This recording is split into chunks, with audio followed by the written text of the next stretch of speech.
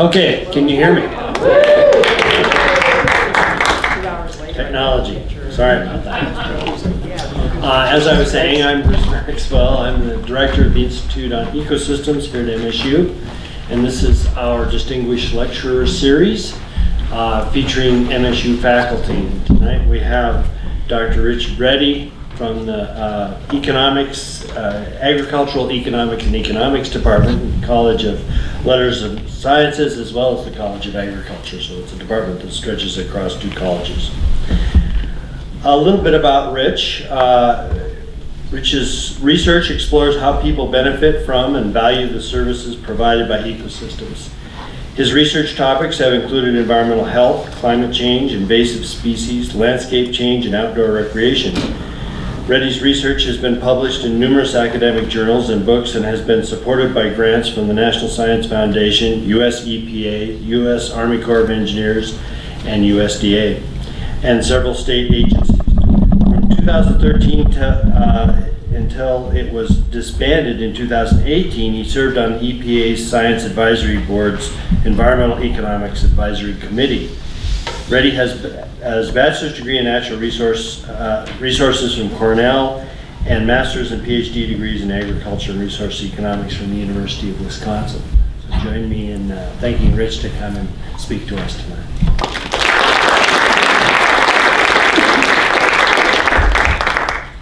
All right, thanks, Bruce. So first I want to thank IOE in particular because if it weren't for IOE, I wouldn't have been hired here in the first place. So very grateful for that. So I'm going to focus, I'm going to talk about environmental policy analysis. I'm going to focus particularly on federal policy analysis. And in particular, I'm going to be focusing on how EPA evaluates different regulations. So to start with, to kind of set the stage, let me kind of repeat a joke about economists, which is that an economist is someone who knows the price of everything and the value of nothing. So let's see which way do I go on this. There we go. So my research career has focused on trying to value things that don't have prices, things that are not traded in markets. So, and this is a list of some of the things that I've worked on. So for example, try to figure out what is a day spent fishing worth to someone? What is it worth to someone to have a neighborhood wetland? What is it worth to someone to have farmland in their community? And the idea is that we can, once we get an idea of how big these values are, we can then compare them to the value of things that are sold in markets like timber and oil and gas and housing and things like that, so that we can look at questions like, is farmland worth more as a preserved farmland to a community, or is it worth more as housing or as an industrial park? Those kinds of questions. So at least that's the hope, is that this kind of information will help guide those kinds of decisions so that we'll make better decisions and try to do what's best for the community. When I was serving on the Environmental Economics Advisory Committee, a couple years ago I was in DC and I was at a meeting and we were talking, and it suddenly struck me that there are a couple of these values that are kind of the 800-pound gorillas in environmental policy analysis, that they're so big that they swamp everything else. So I thought I'd talk about those today, those two values. And I'm going to talk about them in the context of a particular policy issue, which is the Clean Power Plan, a set of regulations that were implemented to try to regulate carbon dioxide emissions. So just to give you kind of a roadmap of where I'm going to go, I'm going to first talk a little bit about cost-benefit analysis and what's kind of the legal foundation for cost-benefit analysis in the federal government. Then I'll talk about the Clean Power Plan a little bit, and then I'll get into what I call the 800-pound gorillas of the values that we place on things that aren't traded in markets, the value of statistical life and the social cost of carbon. Talk a little bit about how we define those values, how we try to come up with measures of those values, and how they're used. And then I'll finish up with a discussion of some of the recent developments in how those values are being used. So let me make sure I don't lose track of the time. All right, so first a little bit of history of cost-benefit analysis in the federal government. The first formal requirement for cost-benefit, a cost-benefit analysis is simply an accounting of all of the benefits, all of the costs of a particular action that the government does. The first time that this was actually codified with a legal foundation was in the Flood Control Act of 1939.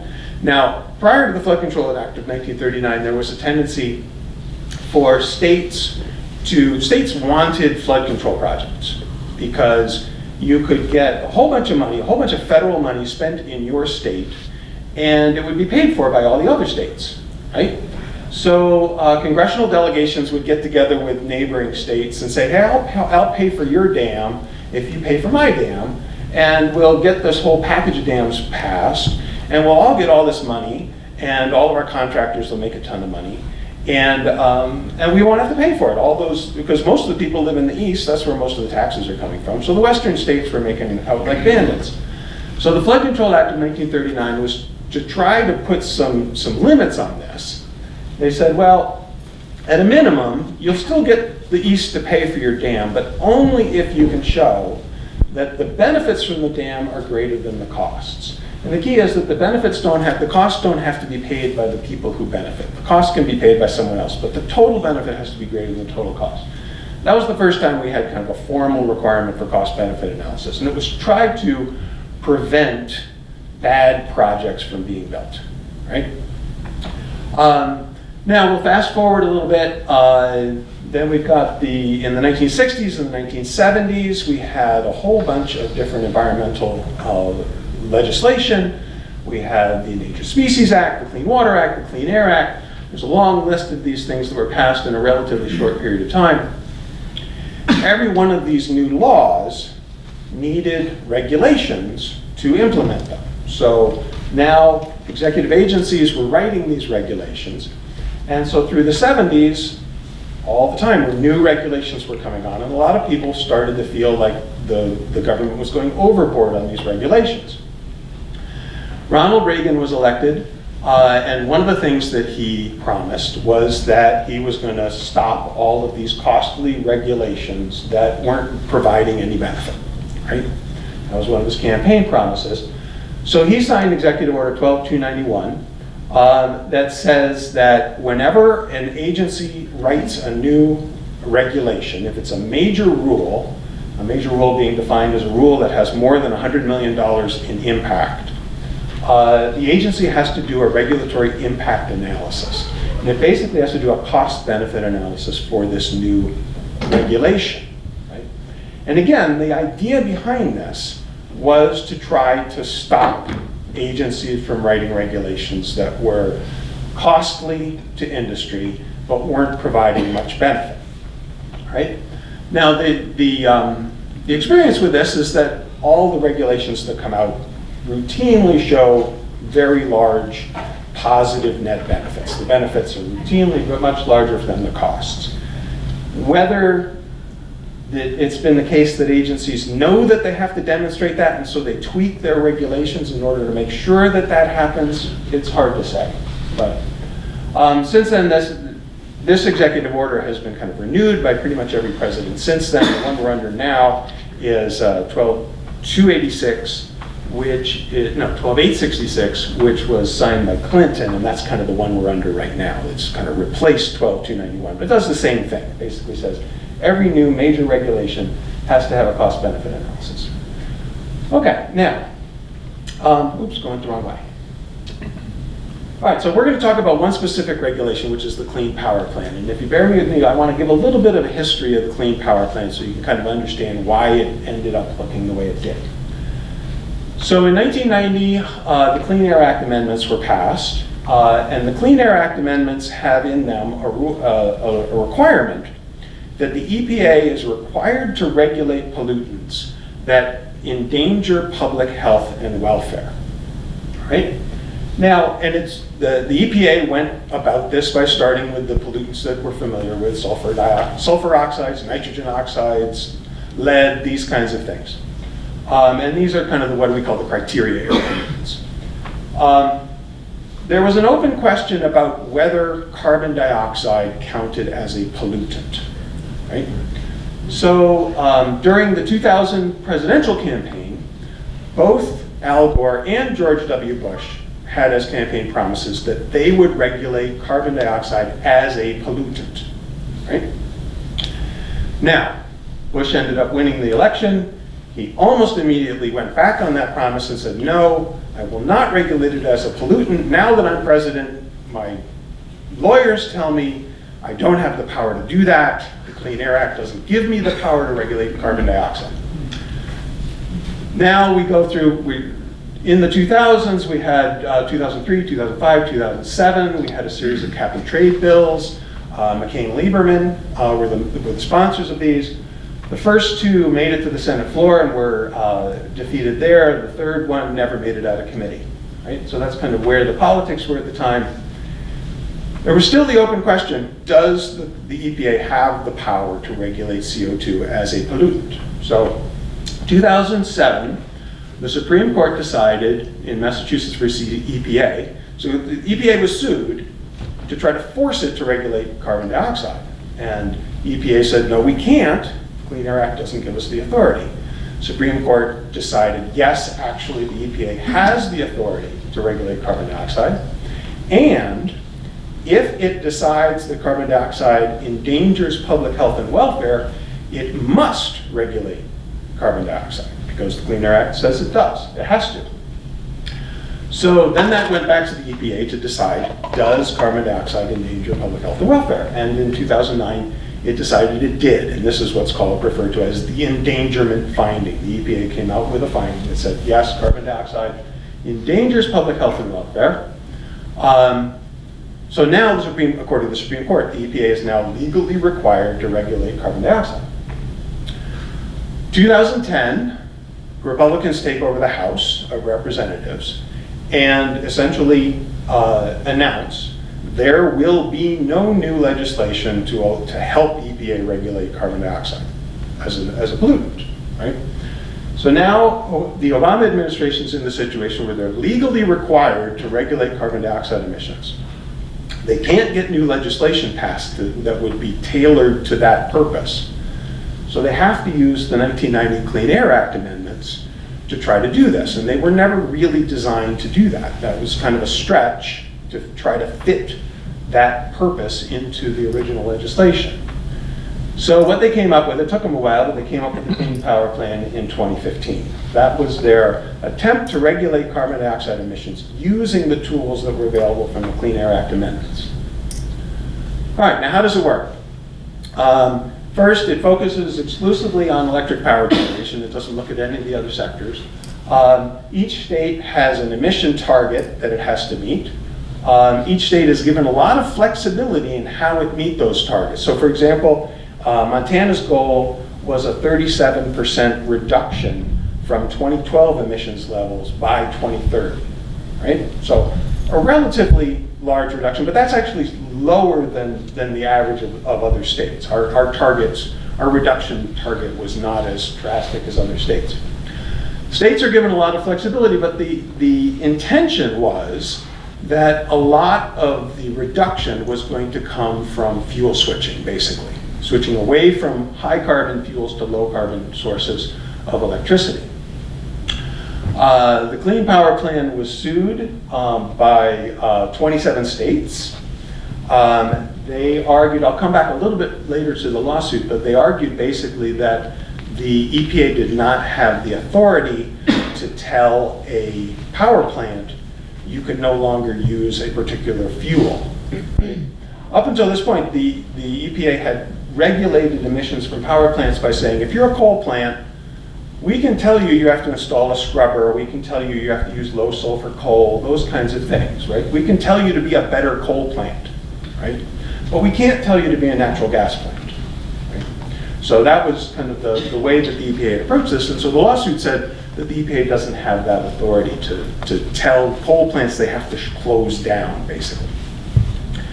So Trump administration, when Trump was elected, he came in and said, I'm going to repeal the Clean Power Plan and replace it with something else. Remember, he has to regulate carbon dioxide emissions, right? The Supreme Court said he has to do it. So he can't just walk away.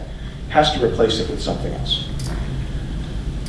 All right, right, now, Clean Power Plan, I'm going to look at the Clean Power Plan as an example of how a regulatory impact analysis is done and how these numbers pop out. So the Clean Power Plan is a major rule. A regulatory impact analysis was conducted when it was promulgated. The analysis is 343 pages long. The numbers I'm going to show are for the year 2030. The analysis gives kind of what's going to happen in different years. I'm focusing on 2030. But basically, there are two categories of benefits that pretty much make up the entire benefit side. There are the climate impacts, right? So in 2030, it's anticipated that the Clean Power Plan would result in a reduction of 415 million tons of carbon dioxide emissions, right? And then there are health benefits, and we can break those out into mortality and morbidity. Morbidity just means ill health, right? So the numbers are up there. You can see that in that year, we've got 1,500 to 3,500 early deaths that would be avoided if the Clean Power Plan is in place. And then morbidity, there's a long list, much longer than what I put on here, of all the different types of ill health episodes that are going to be avoided if the Clean Power Plan is in place. And these health co-benefits all stem from either particulate emissions, reductions in particulate emissions, or reductions in ozone. Ozone coming from the nitrogen oxides that are being emitted from power plants that then help create ground level ozone.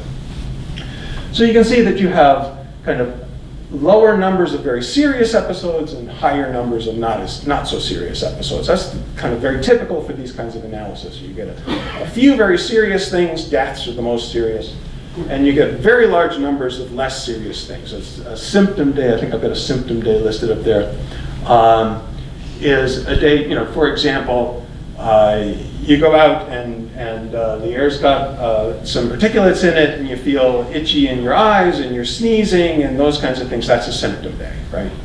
Not necessarily bad enough that you can't go to work. It's also referred to as a minor restricted activity day, right? So these are the kinds of terminology we use. Now on the cost side, basically the cost is going to be that it's going to increase the cost of generating power, right? Because we're going to have to switch from cheaper sources of power to more expensive sources of power.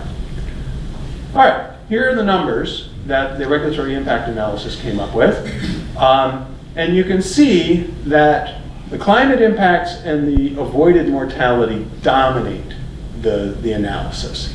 So here's how those numbers are calculated. We take the number of tons of carbon dioxide that are avoided and multiply that times something we call the social cost of carbon. That's the damage from each ton of carbon emitted. And then for mortality, we take the number of deaths that are avoided, and we multiply that times a constant number, which is the value for each death, which we call the value of a statistical life. And then for each one of those ill health episodes, we do the same thing, but each episode has a different value associated. And they might range from $30 or $40 for a symptom day up to a few $1,000s for an ER visit, right? All right, and then on the increased electricity costs, that's fairly technical just based on the engineering. So we're going to be focusing on these two numbers because those are the two numbers that kind of dominate the analysis. The whole answer depends on those two numbers, right? Whether or not this policy passes a cost-benefit analysis will depend on the size of those two numbers. All right, so let's start with the value of a statistical life. How do we value mortality reductions? Before we get to that, we want to talk a little about why people die from air pollution and why they will die less often if we have less air pollution. So mortality from air pollution is largely due to heart and lung disease and stroke. Those are kind of the mechanisms. Both particulates and ozone will cause mortality. It's important to remember that some people are more likely to be affected by this than others. So the elderly, very young, people who are already in poor health are the ones who are most likely to have premature mortality as a consequence of exposure to particulates and ozone. We know this by looking at epidemiology studies, and kind of the gold standard of epidemiology studies is what's called a cohort study. So what they do is they look at a group of people, a large group of people, and they follow them over time, right, for a very long time, for years and years and years. And they keep coming back to them and they say, basically, have you died yet? And they keep track of where they live. Right? And so what happens as people move around the country, sometimes people move from clean places to dirty places, and sometimes people move from dirty places to clean places. By keeping track of who is living where and who is dying and who isn't dying, we can tease out what the impact of air quality is on mortality. Right? So we can see that when people tend to move from a clean place to a dirty place, they become more likely to die. And when people move from a dirty place to a clean place, they become less likely to die. So these are what are called cohort studies. And they're kind of the best way we have of trying to estimate the relationship between exposure to air pollution and mortality. All right, so that's kind of where the numbers come from, those 1,500 to 3,500 deaths are based on this kind of science, right? Now, what's the other side? The other piece is how much is each death worth, right? So how do we do that? Before we get into that, it's useful to kind of remember how economists think about what's anything worth, right? When we're trying to place a value on something that doesn't have a price, what we do is we try to come up with the thing that's going to be the closest analog to how we value things in the market. So if I were to ask, what is it worth to you to spend a day fishing, for example? The question we ask is, the way we define that is, how much would you pay? How much would you be willing to pay to get that thing? Right? And that's what we define as the value that you place on that thing. And it might be different for different people. Different people would value the thing differently. Right? So what we're going to be asking then is kind of how much is a life worth to, how much would people be willing to pay for their lives? We don't ask that question. Instead, we ask, how much would you pay for a change in the risk of death? Right? Because we're not going around and choosing who's going to live and who's going to die. All we're doing when we change exposure to air pollution is we're changing the risk of death. And so that's what we're going to value, is a change in the risk of death. So let's work through an example. In the United States, the annual risk of death is about 8,640 deaths per million people. And just to kind of help us think that through, about 110 of those are due to auto accidents, right? So now suppose that we could reduce your risk of dying in an automobile accident from 110 to 100 per million, right? So that's a 10 per million reduction in risk, right? What would that be worth to you? How much would you pay? You could think about, if I could buy a car that's a little bit safer, right? That has lane departure warnings and automatic braking and things like that. That it's reasonable to think that I might be able to purchase something that would allow me to experience a reduction in risk of that magnitude, right? How much would you pay for that? That's what we ask. And then we use that number. So suppose that on average someone would pay $100 for that risk reduction, right? Well, we say, okay, if everyone in the United States did that, the total value of that, $100 per person times 325 million people, $32.5 billion would be the value of that risk reduction for the whole country, right? How many deaths would that avoid? It's 10 deaths per million. Times 325 million is 3,250 deaths. We take the total value of that risk reduction, divide it by the number of deaths that are involved, and we get a value per death. And we call that the value of a statistical life, right? And in this case, it works out to $10 million per death avoided. It turns out that an alternative way we can calculate that is we can do it on the individual level by saying it's the value of the risk reduction, $100, divided by the size of the risk reduction, which is 10 divided by 1,000,000. If you work that out, it turns out to be $10 million per death. So that's conceptually how we come up with the value of a statistical life. How do we actually measure it, right? Well, there's three ways we can do this. One is we can observe people making choices like the one I just said. You know, how much, if you may recall, some of you, that before airbags were standard equipment, they were optional equipment.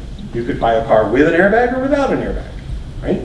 So that's a pretty straightforward choice. Are you willing to pay X dollars to get this airbag, given that it's going to reduce your risk of death by a certain amount? We can look at people's choices in those kinds of choice situations. The difficulty there is that it's very rare to find a nice, clean example where the only thing that they're buying is a reduction in risk, right? You can compare a Volvo or a Tesla, which get really great crash score ratings, to some small compact car that doesn't get as good crash score ratings, and say that I can measure the difference in the risk of death between those two cars. But there are a lot of other things that are different between those two cars. So it's hard to tease out what is the change in risk of death were. So we don't rely too much on that approach. It's a nice idea, but it's really hard to find good, clean examples. So the way we do it is two other methods. One is we put people into hypothetical situations where they could make these choices, right? And I'll talk a little bit about an example of that. And then the other one I'll talk about is we look at people's choices in labor markets, where the choice of job has implications for your risk of death, on-the-job deaths, right? So first, hypothetical questions. We call these stated preference approaches, where people are stating something about what they prefer, right? This particular study was one that I was involved in Norway. This was a master's thesis. We surveyed people who lived in the fjord region of Norway. And one of the things that happens in the fjords is occasionally there are avalanches that come down and sweep across the road. And if you happen to be on the road when that happens, it pushes you into the fjord, and it's almost certain death, right? Now, people who live there know this happens, right? So what we did is we asked them a hypothetical question. You have to get from point A to point B. There are two ways to get there. One of them passes beneath an area that might avalanche, right? There's snow up there. We know there's snow up there. It hasn't avalanched yet. The other one doesn't, but it's more expensive, right? You have to cross a ferry, it takes more time, time is money. We tell them how much more expensive it is. And then we ask them which way would you go, right? And then what we do is different people, we present them with different price differences, cost differences between the routes, and then in that way we can kind of trace out who's willing to pay more money for this and who's willing to pay less, and get kind of an average. Now, one of the challenges with this is how do you explain to people a risk of death, right? People are notoriously bad at intuitively thinking about low probabilities, right? So we thought we had a pretty clever way of explaining to people in ways that they could understand a small risk of death. And this is how we did it.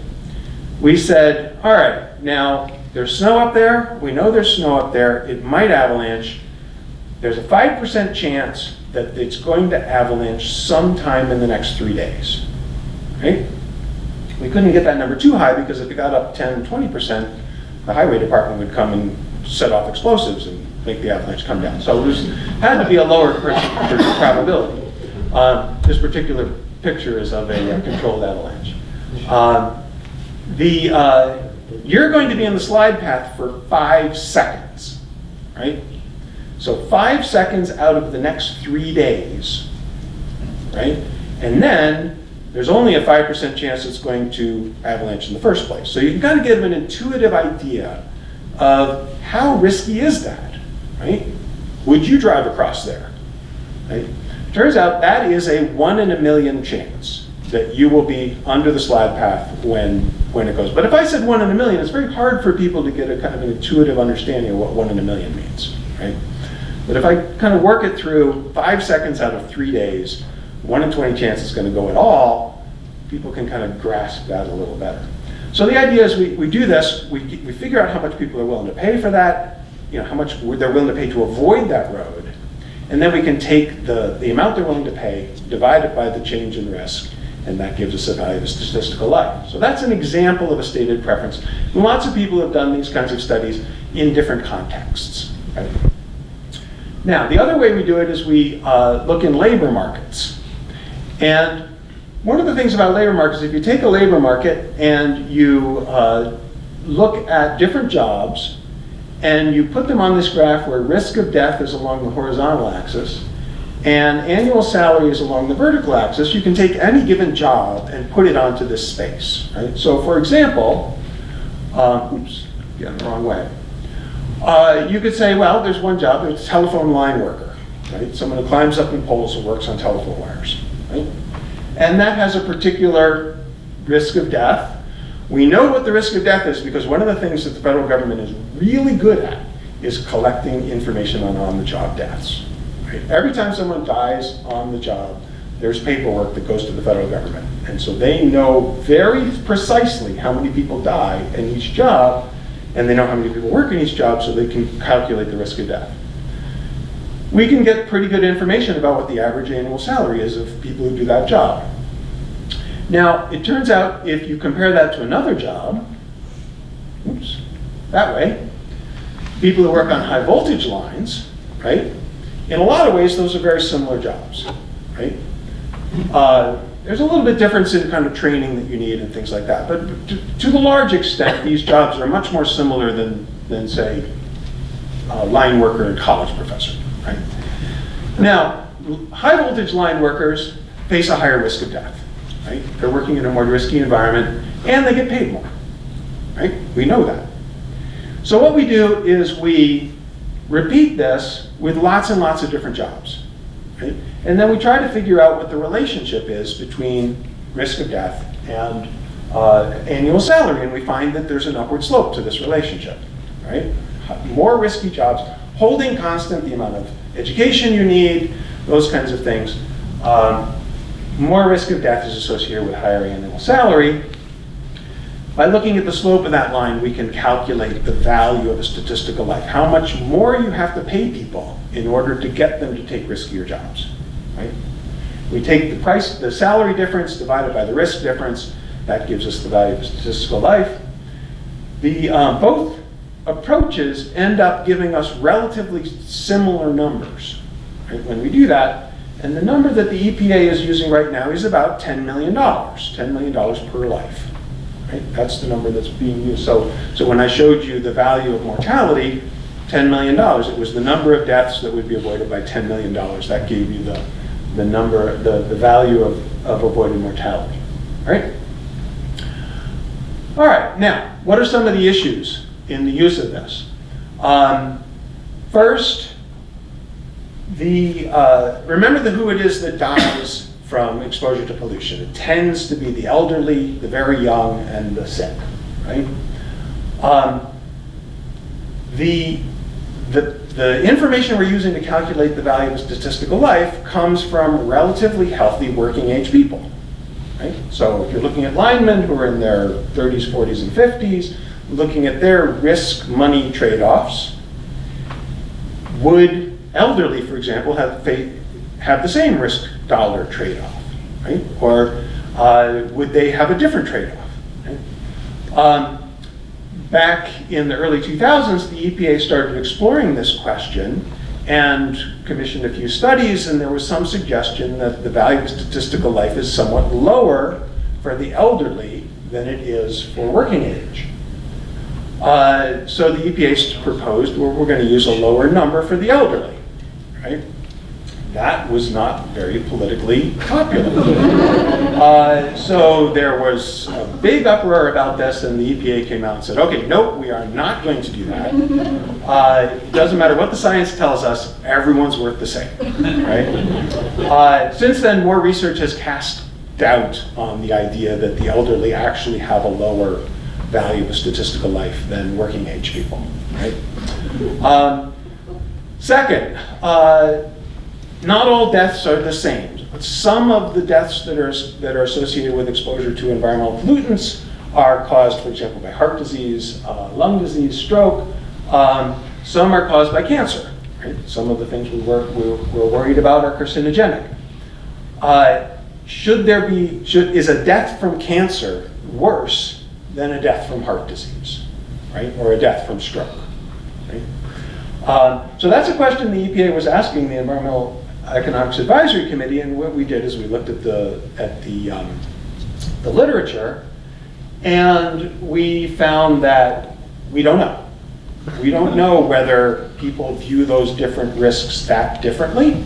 So we said, based on what we know right now, we can't justify a cancer premium. It's not to say it doesn't exist, it's just the science hasn't told us enough about whether cancer deaths are worse than other kinds of deaths. Then the third, which is kind of interesting, is this number changing over time? And there's a couple reasons why it might change over time. One is people's incomes tend to go up over time. Right? So if you look over long periods of time, average incomes are going up. As people's income goes up, they have more money to spend.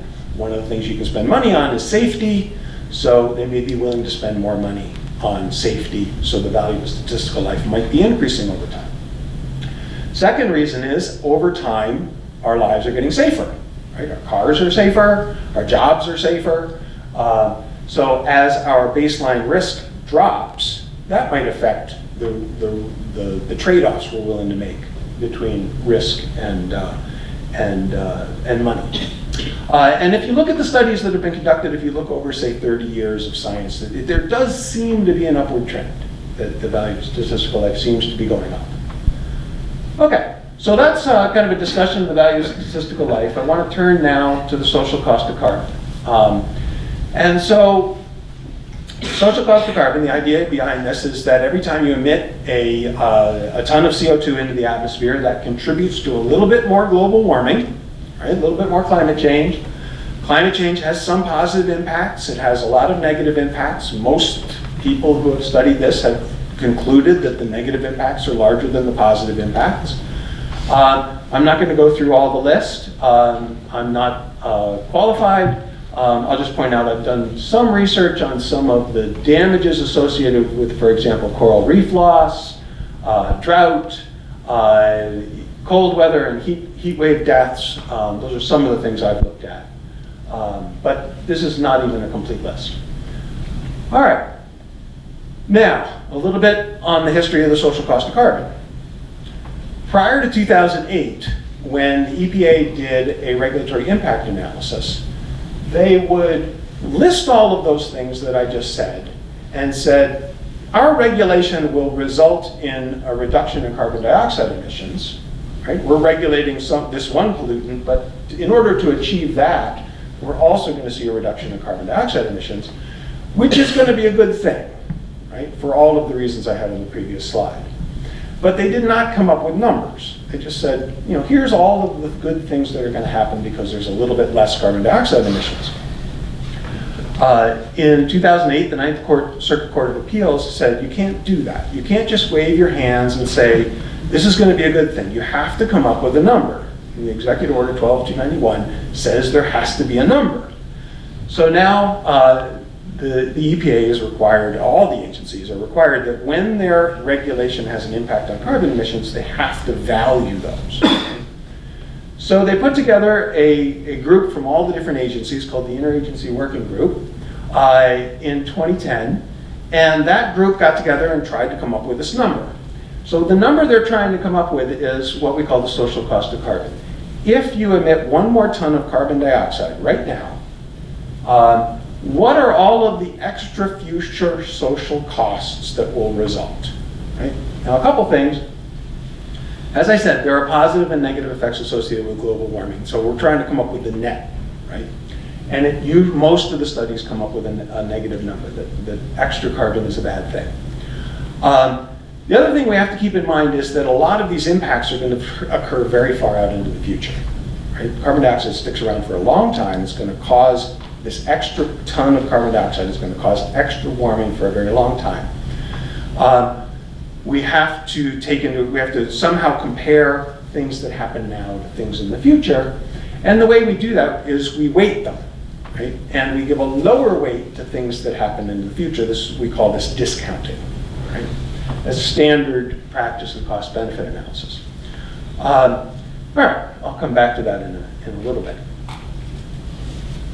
All right, so what did the interagency working group do? They went to 3 different groups who had put together what are called integrated assessment models. Now, integrated assessment models are big models of the globe, and these models include global circulation models, GCMs. Global circulation models are the models that tell you what's going to happen to your climate. You make assumptions about carbon emissions. The models say what's going to happen to the carbon dioxide as it accumulates, what's that going to do for global warming. So everything inside the green box you can think of as a climate model, right? What's added now is a model of the economy, right?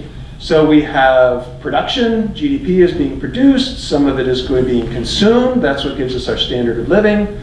Some of it is going to be invested in capital, right?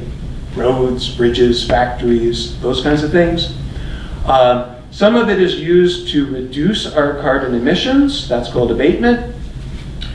Production is based on, we need capital, labor, and energy in order to produce things. So basically it's a big model of how that all works. And it has assumptions about population, it has assumptions about what's going to happen in terms of regulation, those kinds of things. So these are very big, complicated models. We're going to talk a little bit about this relationship here. As global warming occurs, what are the damages that are caused by global warming, right? So here each one of these models use what's called a damage function. The idea is that as there is more warming, you're going to see more damages. And so these are deviations from GDP. So this 0 means no impact. And as you go down, you're getting larger and larger reductions in global gross domestic product. That's kind of all of the wealth of everything that we produce, right? And so, as you can see, this is a whole bunch of different studies that have been done that try to estimate this relationship. And these studies typically include the things you'd hope that they would include. What are going to be the impacts on agriculture, forestry, water resources, coastal impacts, health impacts, storm impacts, recreation impacts. They typically don't include things like migration, though some of them talk about coastal migration. They don't include things like climate refugees crossing borders and stuff like that, and wars that might result. Ecosystem impacts are usually not included in these, so if we're talking about species extinction, those kinds of things, that's typically not included. And then tipping points are really hard. There's been recent work in trying to integrate tipping points into these models, but the problem with tipping points is you never know where they tip, right? That's the whole idea. If you knew where it was, it wouldn't be a tipping point. It would be a threshold. So it's really hard to incorporate those into the model. So just kind of so you know what the limitations of these are. All right, so from this kind of information, we estimate what's called a damage function, and that's built into these integrated assessment models. Now, there's been some recent work that's really interesting. These are all based on projections, right? These are what we think. We have models that kind of say, if there's so much warming, we predict that this is going to happen. Well, there's been enough warming now that we can start to say what has already happened. And there's been some really interesting work. One of the things that if you were at the talk last night, one of the things that came out is that warming has not been uniform across the globe, right? The warming to date. So we can take advantage of that in learning how warming affects production in any given country. Compare countries that have warmed more to countries that have warmed less and see what's happened to their economic growth over that period. Right? So there's been a couple of recent studies that have done that. One particular study has just come out recently. They collected data on economic growth for every country, rate of warming for every country, try to control for everything they can think of to control for. And they used that information to say, well, so far we've had, what, about a degree of warming, some places more, some places less, 1 degree C. They took their result and said, what would that look like if we had a little bit more warming? And they came up with an estimate that looks like that. For that much warming, that's how much GDP loss would result. Now the thing about the circles are all based on models that predict. The red X is based on things that have already happened, observing things that have already happened, right? Which to me is a little bit more compelling than using models. We're always a little bit worried about models, but if you can say, this is what we've already seen happen, that's a little bit more compelling. All right, and it's fairly consistent, right? There's not a big difference between those different, where that X falls on, and where the other studies have come up with. Okay, so, so they run the integrated assessment models. The way they do this is they run the models, and then they run them again with 1 more ton of carbon dioxide, right? And they track out over the future what's going to happen under those 2 scenarios, and then they look at every point in time what happens to the economy, what happens to the value of the things that we can consume. And then they take all of those numbers that stretch out for a long way out into the future, they discount them back using these weights, and then they figure out that, for example, 1 ton extra of carbon dioxide emitted in the year 2010 will cause total future damages over many years, totaling $31. Now, I talked about discounting. The rate, the number you use as your weight to discount has a huge impact on this, right? Because you can imagine some of these impacts go out 100 years, right? So a little bit difference in how you discount future numbers, future impacts, has a huge impact on what you think of the damages right now. So we can see that as we use a higher discount rate, we have much lower estimates of the future damage. A lower discount rate gives us much higher estimates.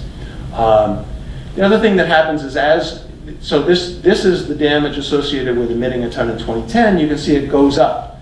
Later tons emitted later have bigger impacts. And that's because they're being emitted into an atmosphere that already has more carbon dioxide in it, right? So further out the damage function already, right? And that's why the numbers go up as we go out into the future. All right, now a lot of people are say, well, how would this relate to carbon prices? These are a guide for how large carbon prices should be, right? So there is such a thing as a carbon price that's too high, right? If we get a lot of value out of using energy, we don't want to forego that. So these are kind of our best estimates of how large the carbon prices could be. We can compare these to some of the prices we see that are in current schemes. So for example, British Columbia right now is at about $30 US per ton. So it's kind of pretty close to what the 3% rate. 3% is kind of the benchmark rate that we usually use in these analyses. So British Columbia is pretty close to what these numbers would suggest. The most expensive carbon price right now, I think, is Sweden, which is about $120 US per ton. Chile has a carbon price of $5 per ton. So you can see that there's a wide range in how these things are being implemented. And just to kind of help give you an idea, if we take this number, $50 per ton, to give you a feel for what that means, $50 per ton would translate to about a rough rule of thumb. It's not exact, but roughly a $50 per ton carbon tax would be about a 50-cent per gallon increase in the price of gasoline, right? Which is about a 20% increase given current prices.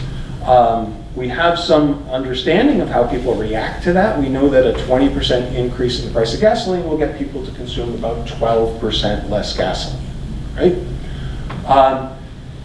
Maybe that response will become more responsive as we get new opportunities to switch to other kinds of like electric vehicles and things like that. So we might become more price responsive than we have been in the past. But so to give you an idea, $50 a ton will give us some reduction in gasoline.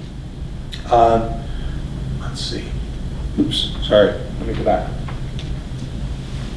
A $50 per ton carbon tax will result in, I believe, a 60% increase in the price of natural gas, right? So different energy sources are going to have very different price changes as a consequence of a carbon tax.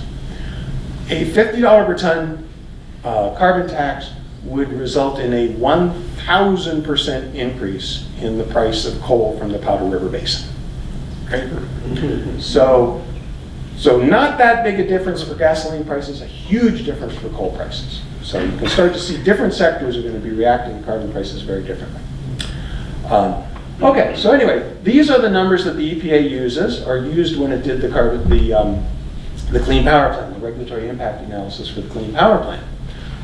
So you take this number, $31, or actually we're looking at the 2030 number. So you take that $50, multiply it times the number of tons of carbon dioxide that would be avoided from the Clean Power Plan, and that gives you that $20 billion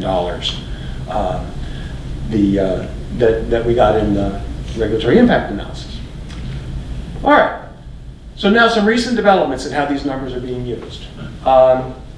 So the Clean Power Plan, as I said, it was sued by 27 states.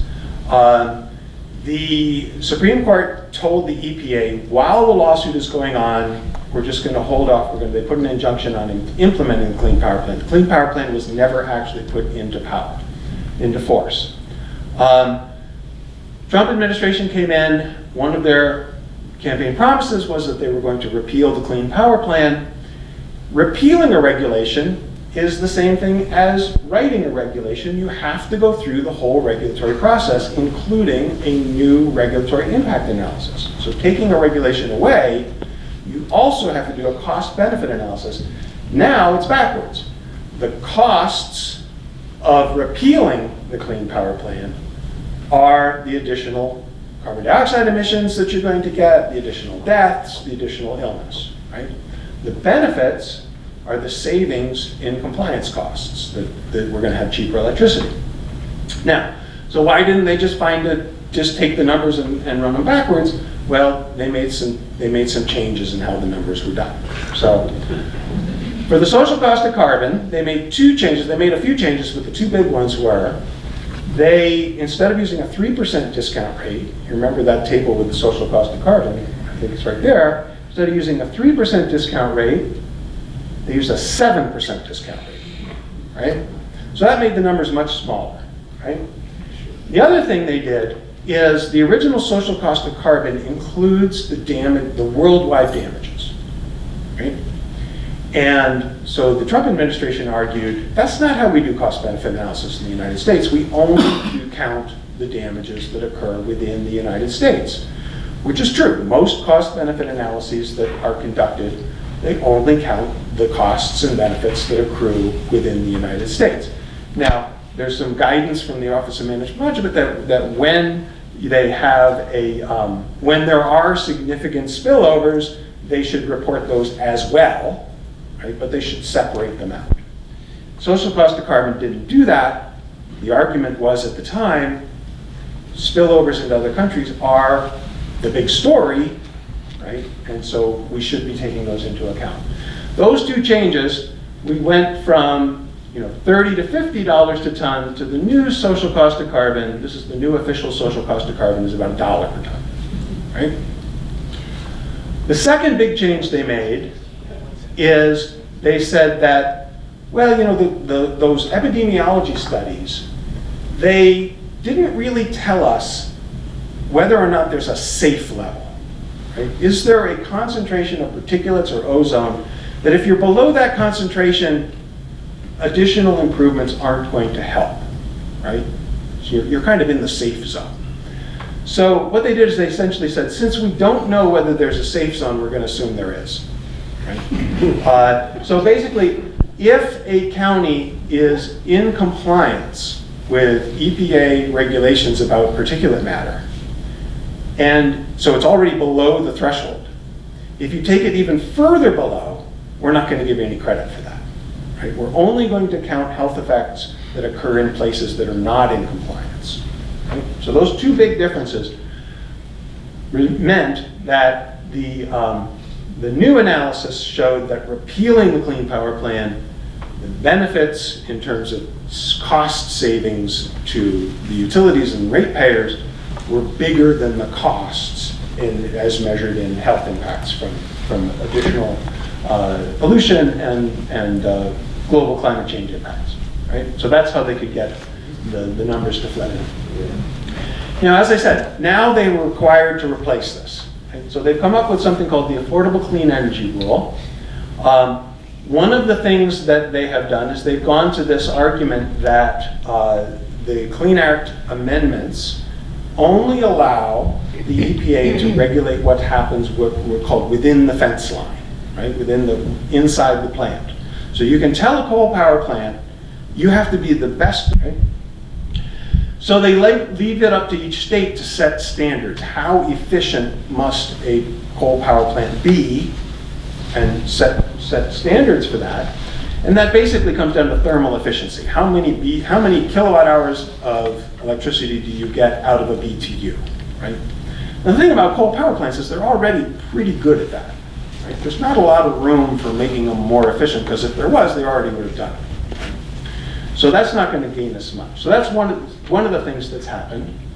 Other recent developments, in 2011, there was a rule that's called the mercury rule, the mercury air toxics rule, that put limits on how much mercury could be emitted from power plants. And this, when people talk about why has there been a decrease in coal, there are two reasons. One is other forms of energy have gotten cheaper, and the other is we have imposed more regulations on the coal power plants that have increased the cost. When we make that argument, it's the mercury rule that's really the big show here. That's the one that really drove up the costs for generating from coal. The J.E. Corrette plant in Billings is an example of a plant that when they looked at the wholesale price of electricity, which was dropping because natural gas was coming in, and they looked at the cost of meeting the mercury rule, they said, we just can't make it work, and they closed the J.E. Corrette plant. So that's one, it's the two hand in hand. It's the dropping costs of alternative sources and the increasing cost to meet the new regulations. So that's the mercury rule. Every utility has now met the requirements of the mercury rule, right? So from the utility's perspective, this is old news.